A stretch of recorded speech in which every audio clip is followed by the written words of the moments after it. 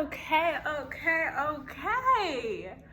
Look here, I am tired. I am sick and tired. But let's get into it.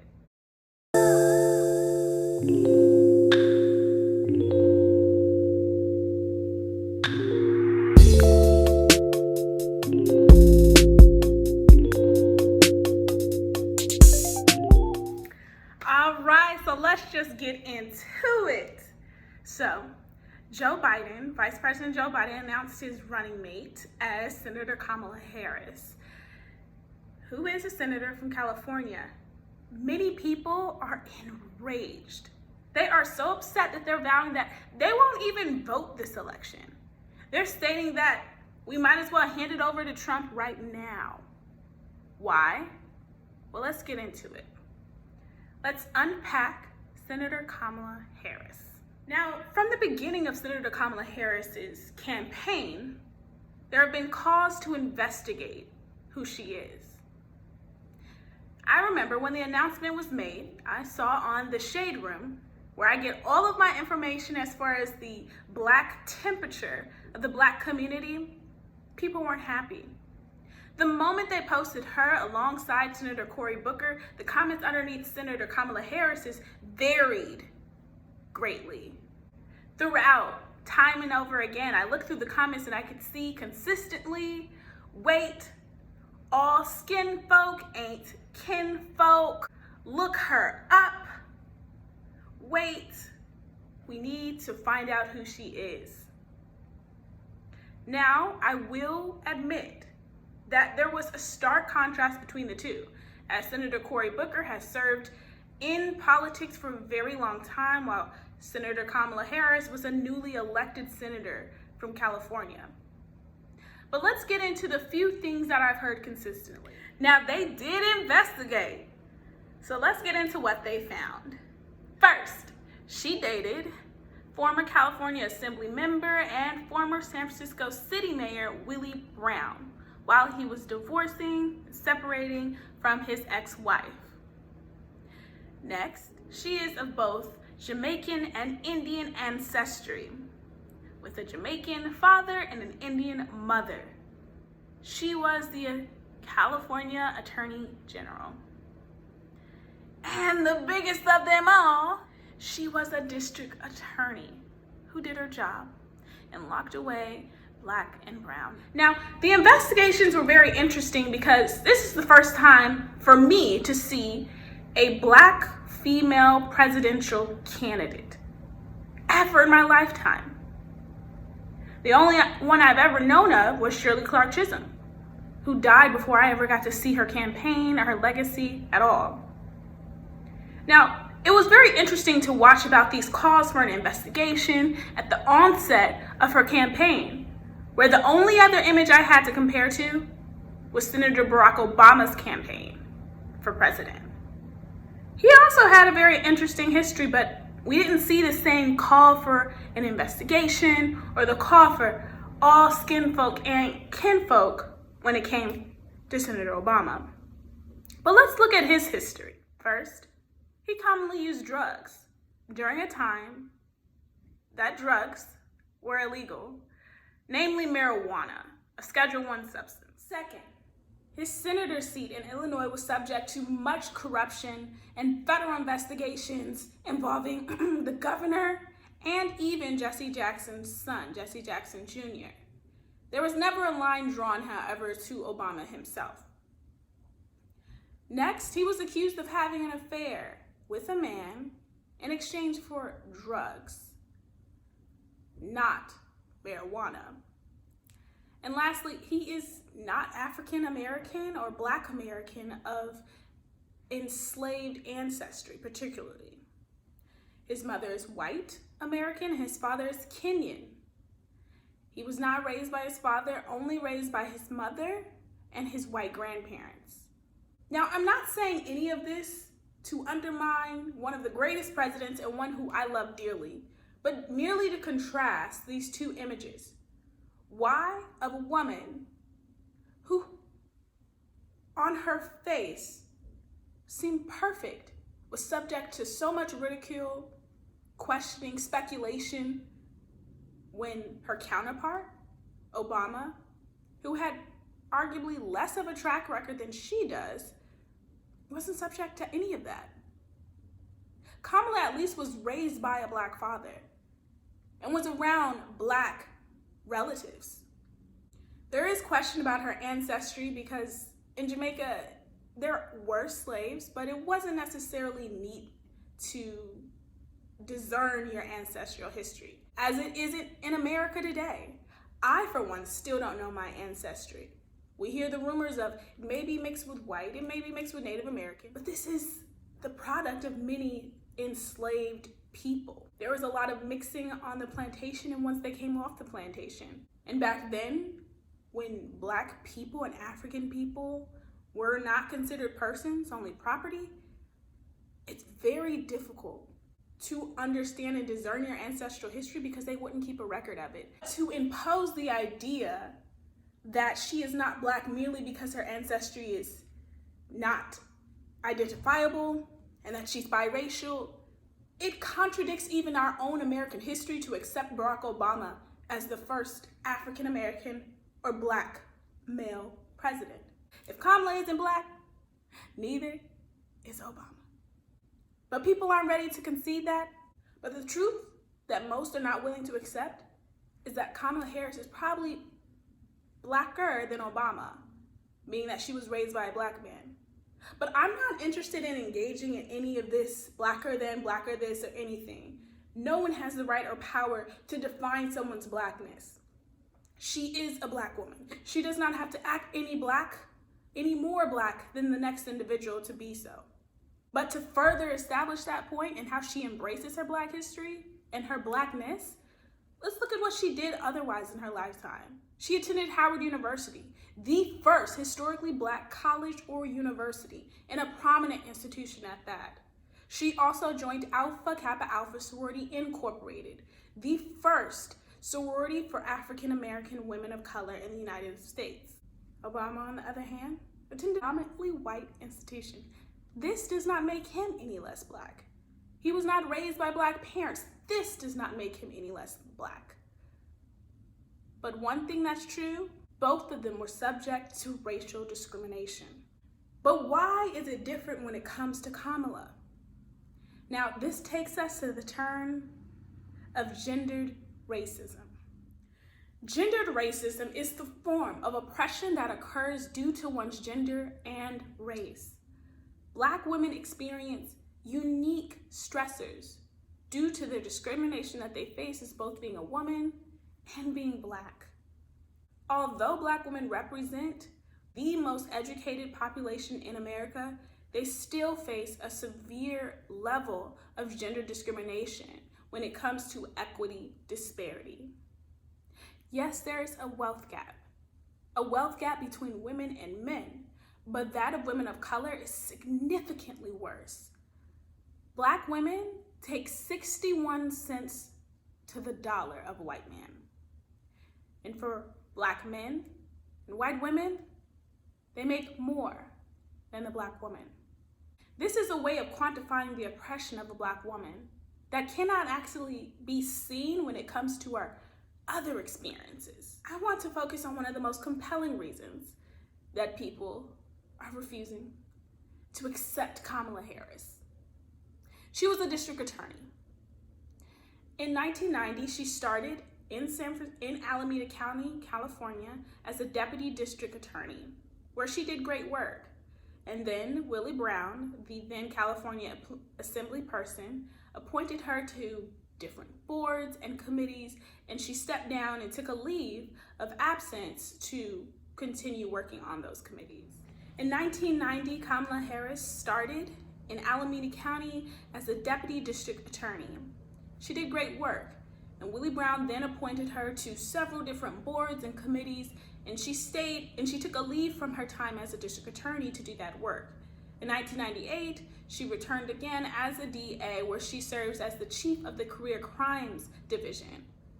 She then returned in 1998 as a district attorney to serve as the chief over the Career Crimes Division, where she tried cases such as homicide, robbery, burglary, and sexual assault. Now, these crimes are notable as those with many victims or situations that are serious, such as death. Then later, she served in the San Francisco City Attorney's Office, where she served over the Family and Children's Services Division, protecting children. Later in 2003, she made a bid and ran for district attorney over San Francisco County and won. During her time from 2004 to 2011, she made drastic changes that impacted San Francisco till this day. She targeted environmental crimes, targeting corporations for dumping in the city and deteriorating the city. And she's part of the reason why San Francisco is an environmental safe haven and the breeding grounds providing awareness about global warming. Additionally, she completely helped restore San Francisco. In the early 2000s, the murder per capita rate of San Francisco drastically outpaced the national average. Within the first 6 months of taking office, Kamala Harris cleared 27 of 74 backlogged cases by settling them with plea bargains, trials, all amounting to an 81% success rate. Now, all of this of a substantial record is being reduced to her locking up Black and brown people.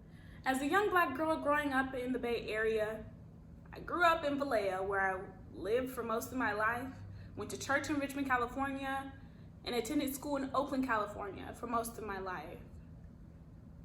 I frequented some of the most deadly and dangerous cities with my family. I saw some deadly things as just a child, seeing many drive-by shootings, seeing open drug use on the streets. And with all of this in sight, we still would never visit San Francisco. San Francisco was still revered as a very dangerous city. Even though I went to school and stayed most of my days in Oakland, California, a city with a very high murder per capita rate. But when Kamala Harris took office, all of the work that she did was overhauling years of a system left to function to decimate a community of Black and brown and other people of color. When she came into that office, there were cases sitting there unsettled, unhandled, with people probably roaming the streets, still offending on the street. And mind you, these cases weren't just your petty cases. They weren't petty theft. They were murder. They were sexual assault, burglary, which involves breaking and entering into a home or using a weapon. These were your violent crimes. And now, San Francisco is one of the most beautiful tourist cities. It's a growing city with rampant gentrification, which is another conversation. Without the groundwork that she laid in restoring San Francisco and being so aggressive with what she did, young girls who are actually from the community can't go there and visit. But now we can. Now we can enjoy part of what is our own. And it's people who look like me. Cities that look overrun with crime, seemingly broken systems, are the image of when the system works. The system works to sustain ghettos, to sustain poverty, to sustain healthcare deficits. But when you have people who are invested in protecting the lives of who the system is built to serve, you get an image of a place that is an influx of wealth and opportunity. And fortunately, San Francisco had that with Kamala Harris. Lastly, the aspect mentioned about her locking up brown and Black people is just as problematic and misleading as the comment of Black on Black crime.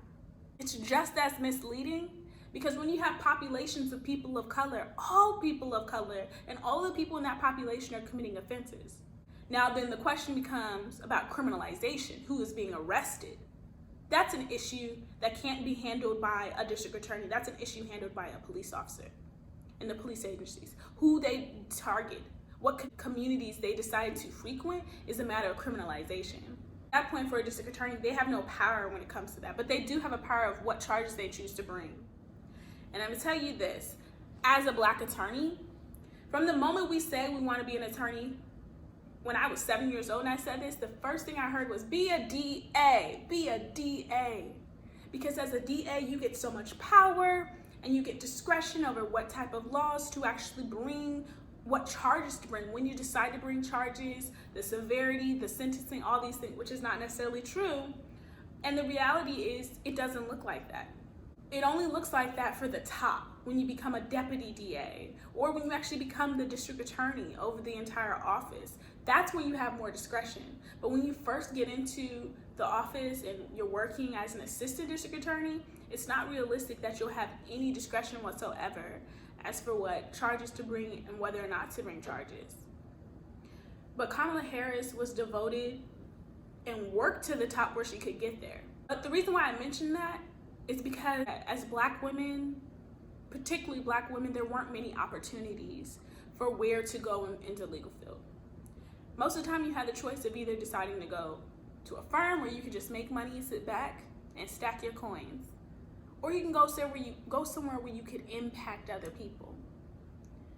And back then, public defender offices, which is the other coin of being a district attorney, public defenders represent people who can't afford to hire a criminal defense attorney.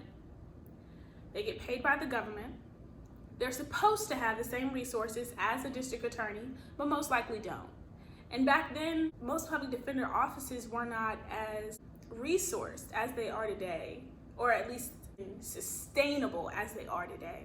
I, for one, chose to be a public defender because today, the public defender offices have had the miracle of being rebuilt throughout the country and are much more sustainable and in working systems. I chose to go to a jurisdiction house where there's much opposition towards public defender offices and they need the help. I work in the South. And the DAs that we work with, most of them are conservative, very conservative. California, the more luxurious place to be a district attorney. They're much more progressive. California has the most Black sitting judges, meaning that the DAs, what leverage they do have, there will be some restraint and much more understanding and cooperation with those judges who most likely are progressive. And then also, because there are so many progressive people working as DAs in California, it's a much more collaborative environment between district attorneys and the public defenders. And that's something, working in the South, I long for. I came to the South to protect the justice that has been overrun by DAs that are sick with power, and places that do not allow for progressive or people of color voices to come in are overrun with corruption. So I appreciate the fact that California had the opportunity to have a progressive voice in that space. I appreciate the fact that she helped restore a city overrun with so much crime. And I hate reducing it to that, but in truth. Lastly, we as a community need a reckoning. We have a true problem here. We need to first handle gendered racism and identify the gendered racism that occurs upon Black women, but also what occurs upon Black women by the hands of other Black men. These comments that I've been seeing frequently are really coming from us. They're coming from other Black men, women as well, but primarily Black men. It's troubling for me as a Black girl who one day wants to lead, who wants to protect our communities, who wants to do the work. But it can't be received when we're getting this type of feedback. There's a real problem when we can admit the harm that's done to our Black women by other races. We can admit that we're the most unprotected, the most beat down, the most brutalized, the most forgotten. But you can't even stand back and watch when you're doing it. It hurts the most when it's done by our own, and we're not really beaten much by the other race until we try to be in that space. We're beaten down the most by you. This time has been an amazing time of collaboration, as we've seen a strengthening of the Black Lives Matter movement and a recognition of all of the forgotten Black voices in the struggle. But what we're not seeing is the connection between tearing down our Black female leaders and our Black women, and then the forgotten Black women who are dying in front of us. There is a straight line between Kamala Harris and Breonna Taylor. And we can take this moment and hold it deeply for what it is.